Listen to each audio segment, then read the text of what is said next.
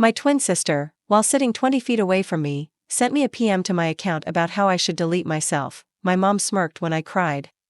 I went no contact from my family when I first left for college at 18. It lasted 2 years and then it eventually went low contact because I felt guilty about not talking to them. My mom was extremely abusive. She would strangle us, punch us in our backs, etc. You know how it goes. She never physically abused us when our dad was around, but the verbal abuse was enough to make him consider leaving her. Because of this, I have severe depression and PTSD and I had to go on medical leave from college.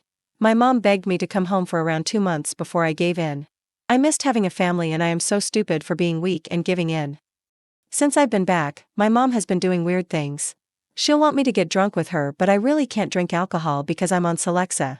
When I refuse to drink, she'll give me the silent treatment for a few days. I'm always getting the silent treatment and it hurts.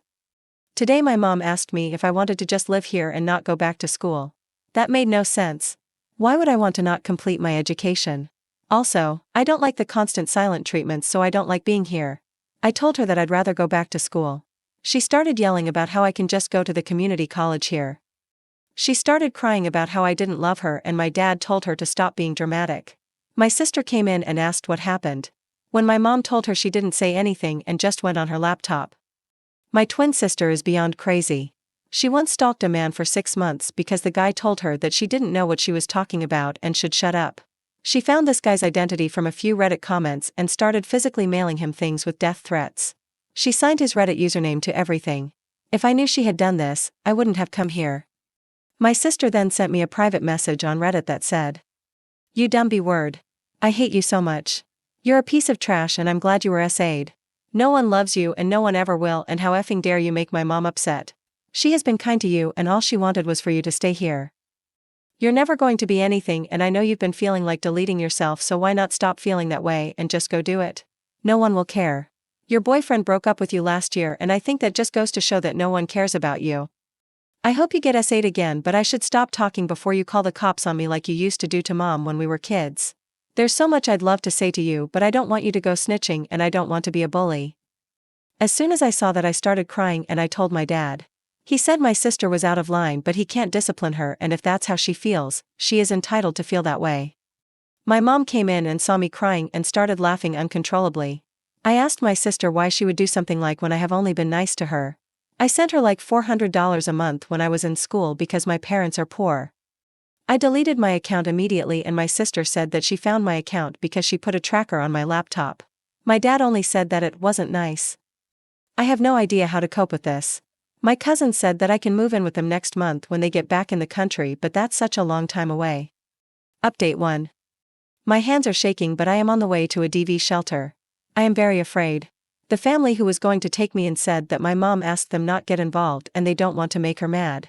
She didn't even have to know I was there. My entire family has known about the abuse and they tell me it's awful but have never done anything. I look a mess because it all happened fast. An object was thrown at me and nasty things were said. My life was threatened. I didn't even have time to shower yet. I am at the ER getting my medicine. The DV shelter is paying for it. I'm afraid of getting judged because I actually rolled out of bed and look awful. But I had to escape. The shelter only gives me 30 days, so at my job interview I think I'll be honest and tell them I really need the job because I'm in a shelter. It's at a cinema, so that would be nice. My friend and her parents live in my college town and said I could stay there. I just have to buy my ticket. Thanks for the encouragement and I hope things will be okay for me. Update 2. The shelter that I stayed in was very nice and brand new. The staff told me how cramped the other one was, so I'm very lucky that I arrived when I did. After the first day, my nerves relaxed and I could just breathe. There were about 7 other women there and we each had our room with a nice bathroom.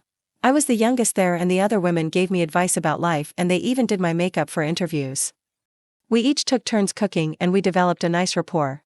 The staff was so amazing and they also talked to me about life. I felt so safe at this place because of the security. Oh, I almost forgot. A church group came to give quilts they had made for us and I still have mine. Sometimes I snuggle with it and think of how far I've come. I love that quilt and I wash it very carefully. We also had group and individual therapy, which really helped. I know every DV shelter experience isn't like this, but please don't be afraid to just leave when things get bad. Family abuse counts as DV.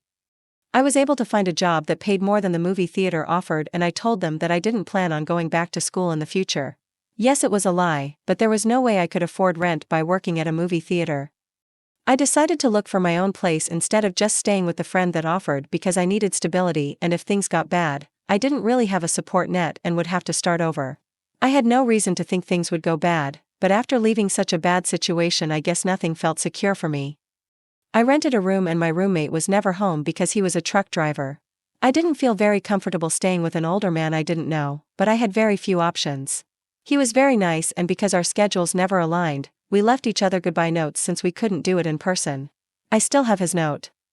I did go back to school the next semester when my medical leave was over, but not at my original school. I felt like I needed a fresh start, and my family knew about the old school anyway, so I applied to different schools. I got into a great school.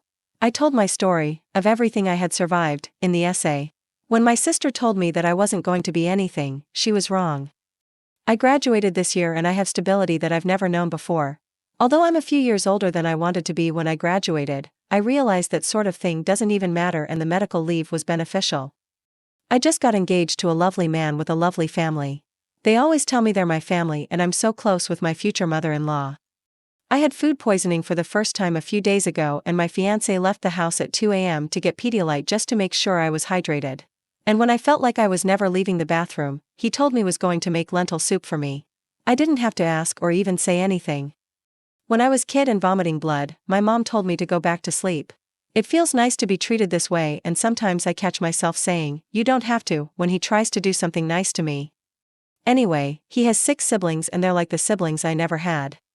I learned to value myself and put myself first. I wasn't loved a child, and so I do things for myself that I didn't get. No one made me feel special, so I do it myself. I make it a point to buy flowers for myself weekly. A therapist recommended this to me, and it makes a difference. No one cared that I was sick as a child, so I make sure that I rest and relax without disruptions when I'm sick. No one valued my personal time or space, so I have days where I don't even answer my phone and just spend time with myself. Things like that. Thanks again to everyone for helping me.